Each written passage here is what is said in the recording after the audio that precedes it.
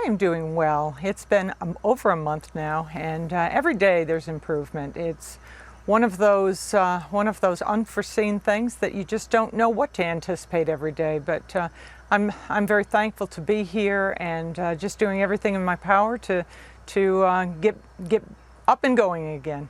I mean, you look great. You know, obviously physical recovery is one thing, emotional recovery is another. Do you think about what happened on that day a lot? You know, I really don't. I have so many things. Yes, I think about it, and you know, of course, it was tragic. It was something that will be in my mind for forever. But every single day, no, I don't. I'm trying to focus in on the things that that I can use my energy for, and it may not be those tragic events. Of course, thinking about Adam and Allison, my heart just goes out to the families. I think that if there is a thought that goes through my mind, it really goes out to them and their families and everyone that loved them. I want to ask you about what you remember, and I don't want you to answer anything that you're not comfortable, so I'm going to really just leave it up to you to say what you want, and I'll just move on. How much do you remember of what went on when this person walked up while you were being interviewed? Did you see them? Did you realize immediately what was happening? No, I most certainly didn't. This is something that your brain just doesn't process. As to, I saw someone approach. It was early in the morning. It was at a time that there really is no activity at our visitor center and chamber.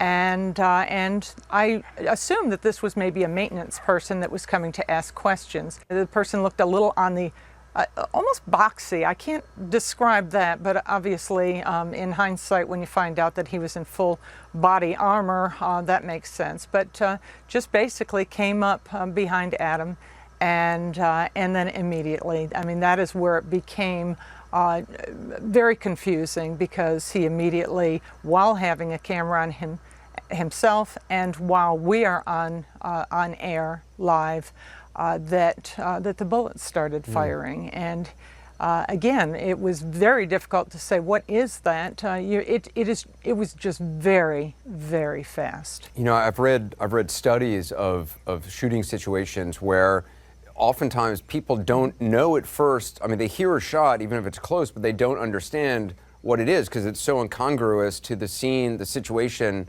that you're in. Did you, when the shot started to ring out, did you know instantly what was going on? Yes and no. Obviously, it was something. It was, again, very fast. When the bullets started coming, when I saw the horrific results of these bullets, Adam was next to me. He was right in front of me, and when he was hit, I immediately, without necessarily thinking, I don't know what caused me to react in this way, but I dropped to the ground exactly when he did. We were down on the ground side by side. I was not hit, he was. And I basically just was in a fetal position, so to speak, and I played dead. I just did everything in my power to contain myself, just to lay there in hopes that it was over and that he would think that he had accomplished his mission. He did come back. There was other things, of course, Allison. I did not see what happened to Allison, but he did come back. He stood over me. He shot me in the back, which I had really thought was much worse.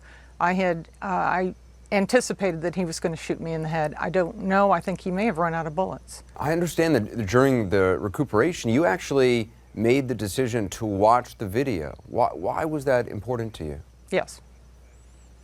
Well, it's important because I certainly didn't want to suppress my thoughts. I wanted them to match with reality. It was certainly hard to watch, but you know, I don't want to be guessing on it. I want to know what happened. I certainly, as in our conversation right now, it's difficult to talk about, but it's something that needs to happen as part of the mental healing process.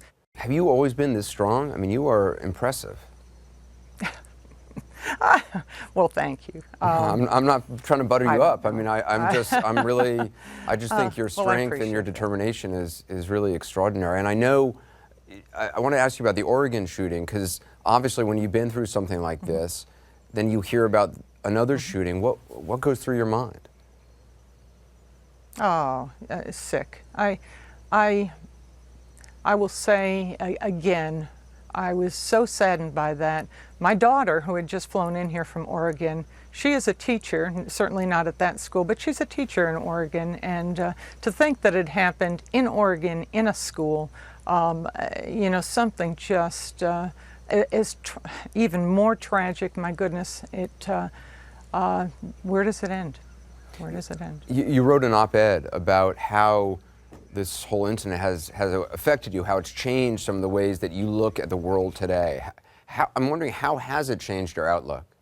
I keep seeing all of the banter back and forth, and everybody wants to do the right thing. You know, the gun control laws, how can we make them better? Mental health issues, how can we improve them? How can we make things better? And I just feel as though while we're waiting for these things to improve society, maybe we can all look within ourselves and look at our community and say, you know, what can we do ourselves within our family? Are our kids exposed to maybe a lot of violence that's not necessary? Maybe we're a little desensitized as to what we view on a daily basis. We are working on something that I additionally feel strong about, and that is what we're calling, I'm almost embarrassed to say this, but it was named Vicki's Vision. But I will say that it's something that's much needed in our community. It is a community center that we can all use and again make us stronger. We'll put the link on the on our Facebook page and on our webpage for Vicki's Vision that's on Facebook. Thanks. Vicki Gardner, thank you so much.